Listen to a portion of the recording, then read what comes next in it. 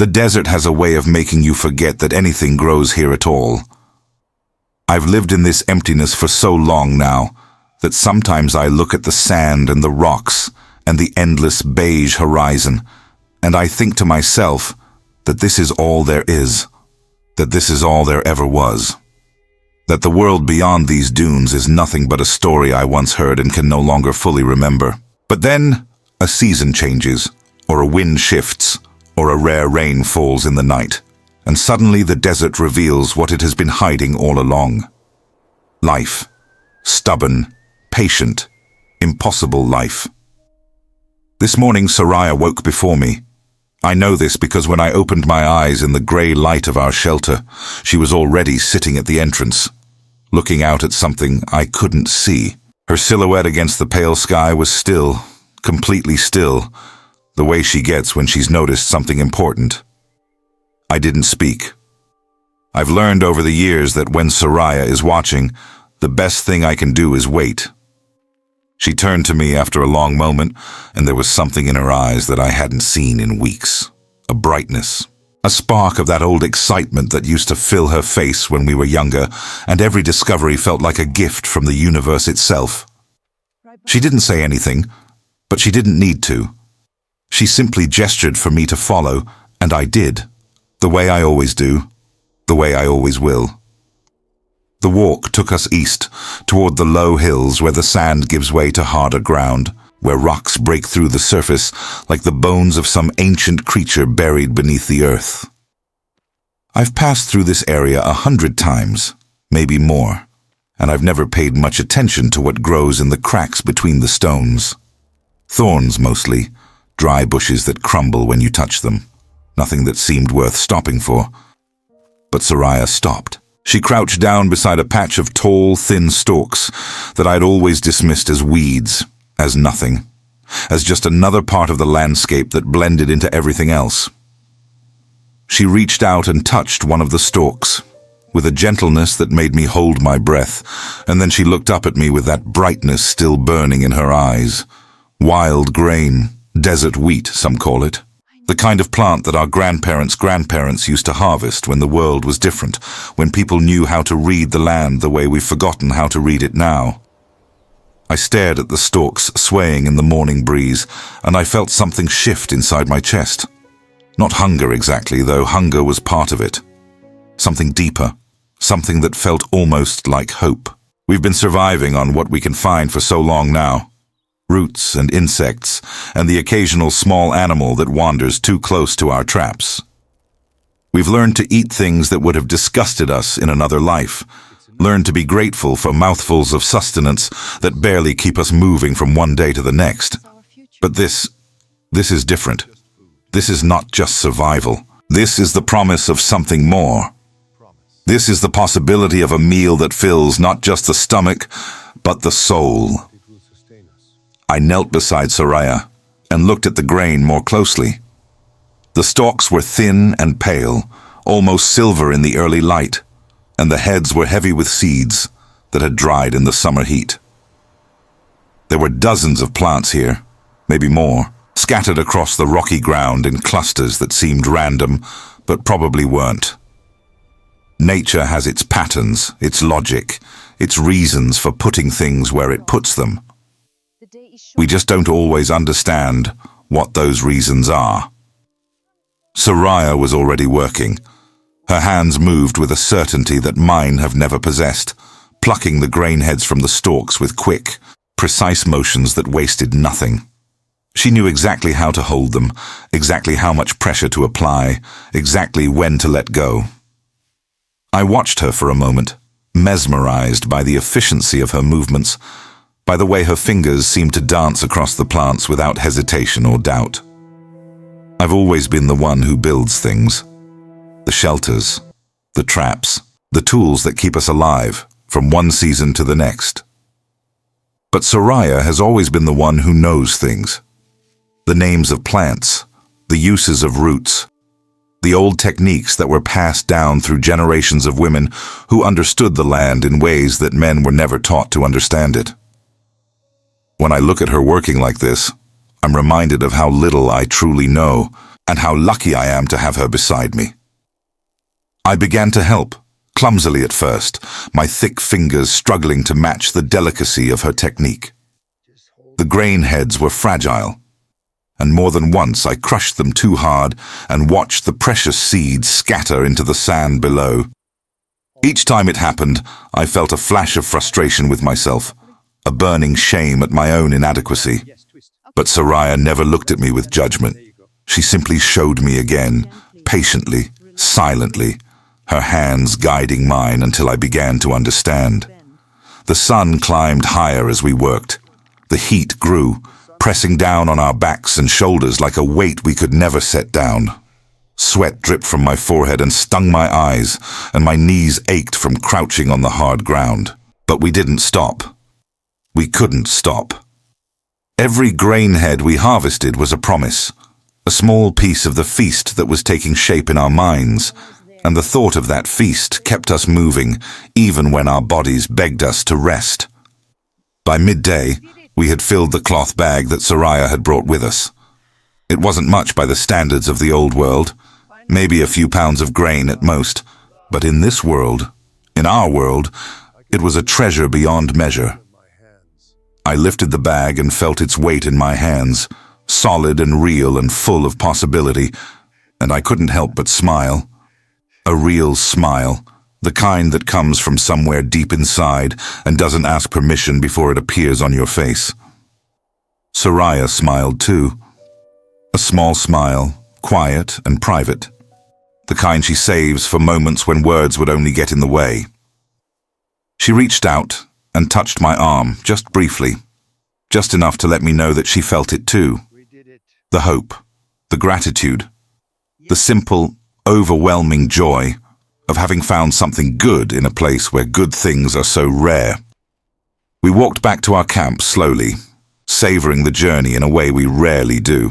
The bag of grain hung between us, carried by both our hands, shared weight for a shared reward. The desert stretched out around us in every direction, vast and empty and indifferent to our small lives. But for once I didn't feel small. For once I felt like we were part of something larger, connected to all the people who had walked this land before us, who had harvested these same grains, who had turned the desert's hidden gifts into meals that sustained their families for generations. The work was only beginning. I knew that. Soraya knew that. Harvesting the grain was the first step, but there were many more steps ahead of us, each one requiring patience and skill, and the kind of knowledge that can't be learned from books or taught in words. But as we walked through the heat of the afternoon, I found that I wasn't dreading the work ahead. I was looking forward to it. I was hungry for it, in a way that had nothing to do with the emptiness in my stomach. Back at our camp, Soraya spread a flat stone in the shade of our shelter and began to prepare for the next stage. I watched her arrange her tools with the careful precision of someone performing a ritual, each item placed exactly where it needed to be, each movement deliberate and meaningful.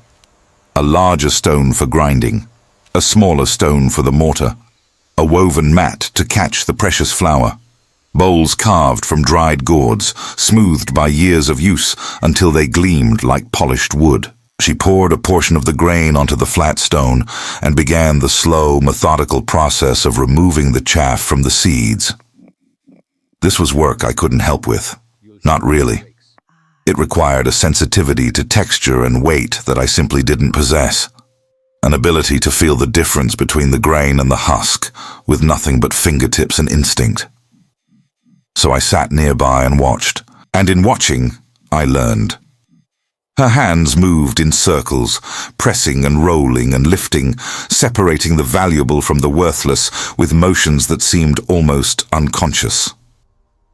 The chaff rose like dust and drifted away on the faint breeze, while the clean seeds gathered in the center of the stone, pale and perfect and ready for the next transformation. It was hypnotic, watching her work, the rhythm of it, the repetition, the way her body swayed slightly with each motion, as if she were dancing to music only she could hear. The afternoon stretched on, hot and slow and heavy with the weight of the sun.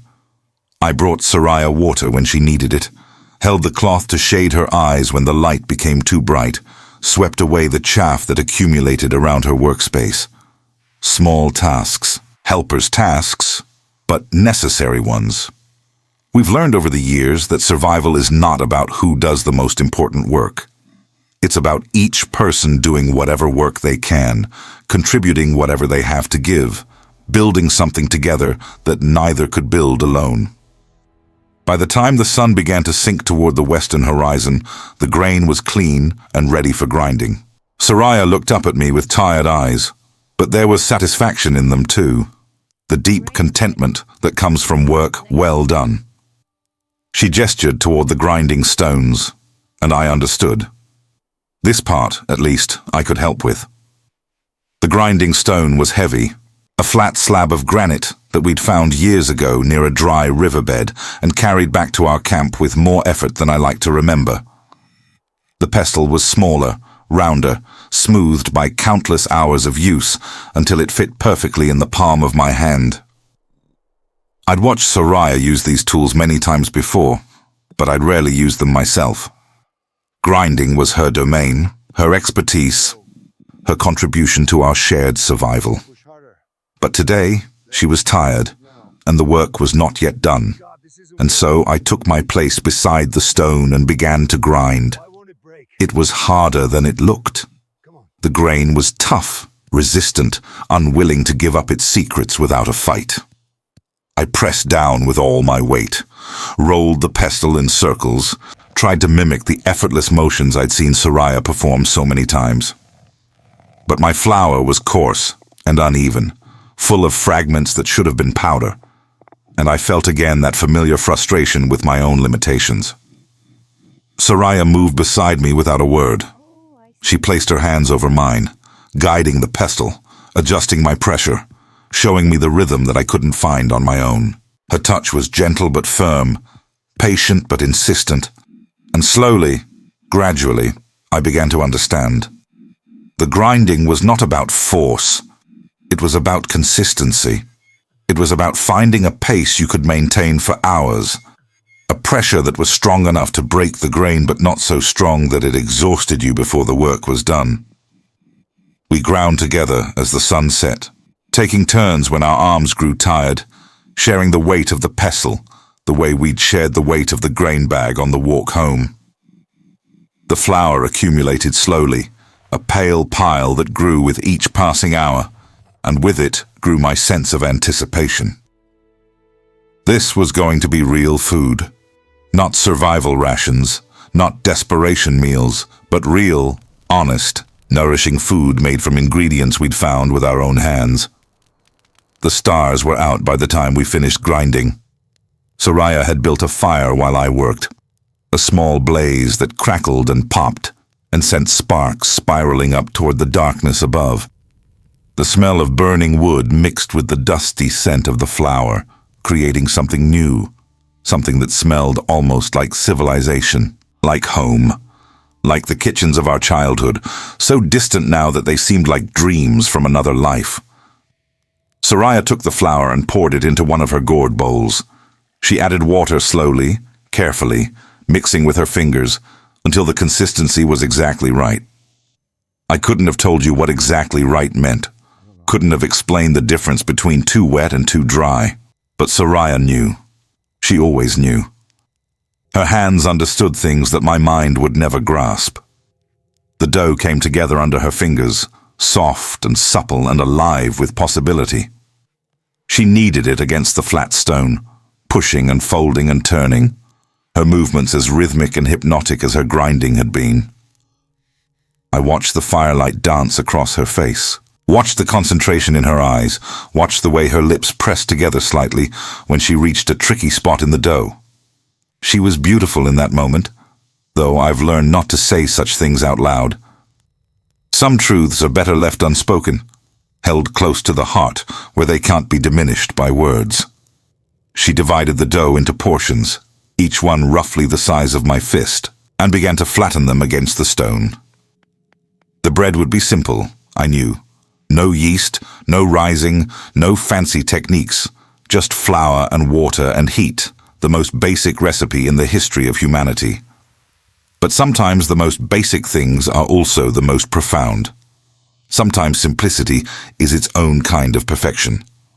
I had prepared the cooking stone earlier, a flat piece of dark rock that I'd placed at the edge of the fire to heat. It was glowing now, radiating warmth that I could feel on my face from several feet away. Soraya tested it with a drop of water, watched it sizzle and evaporate instantly, and nodded with satisfaction. The stone was ready. She placed the first round of dough on the hot surface, and immediately the air filled with a smell that made my stomach clench with longing. Baking bread. There is no smell in the world quite like it, no scent that carries so much memory and meaning and promise. I closed my eyes and breathed deeply, letting the aroma wash over me, letting it carry me back to places and times I'd thought I'd forgotten. The bread cooked quickly on the hot stone, bubbling and browning and transforming from pale dough to golden sustenance in a matter of minutes. Soraya flipped it with practiced ease, cooked the other side, then set it aside on a clean cloth to cool.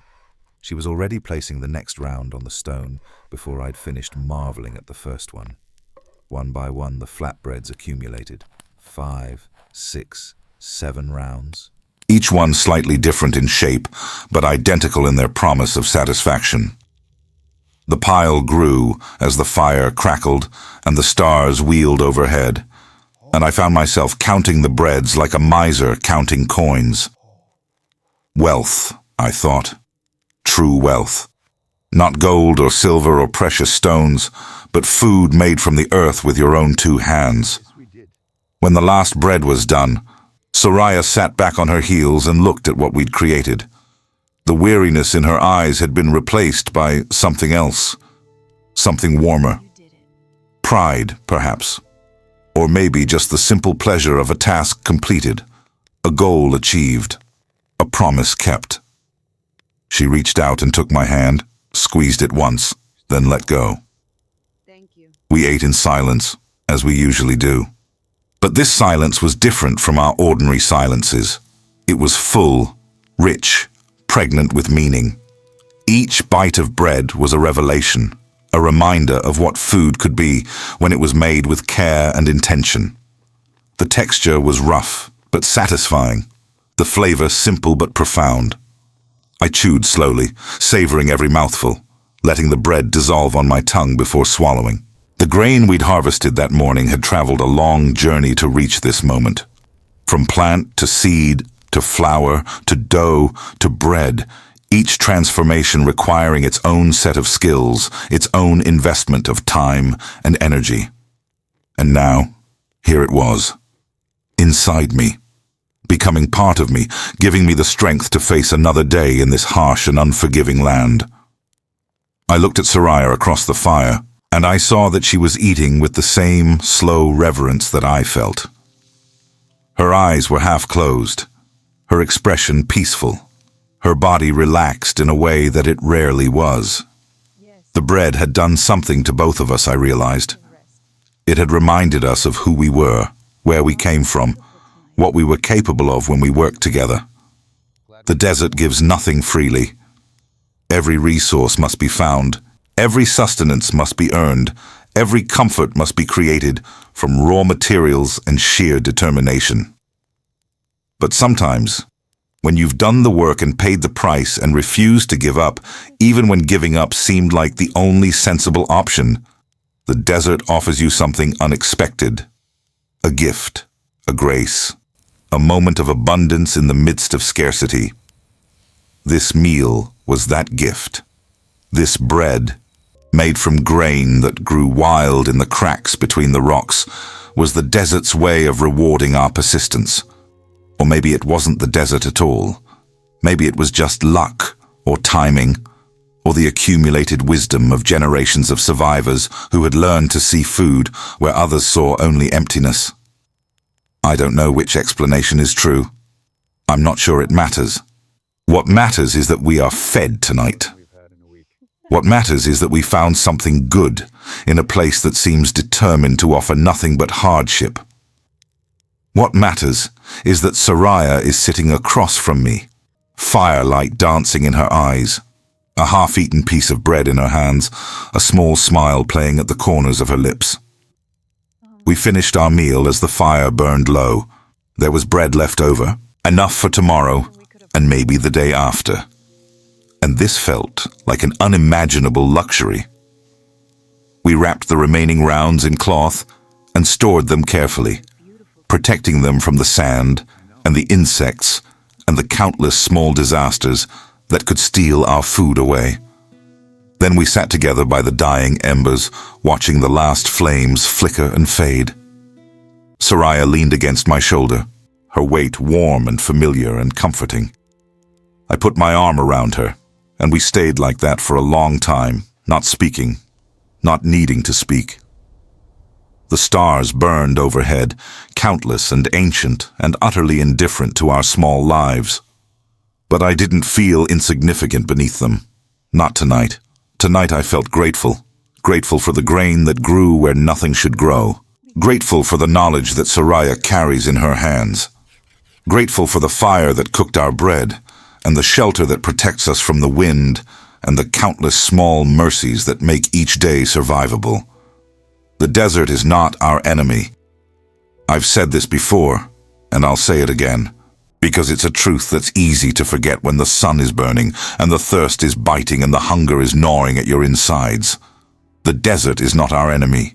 It's our teacher.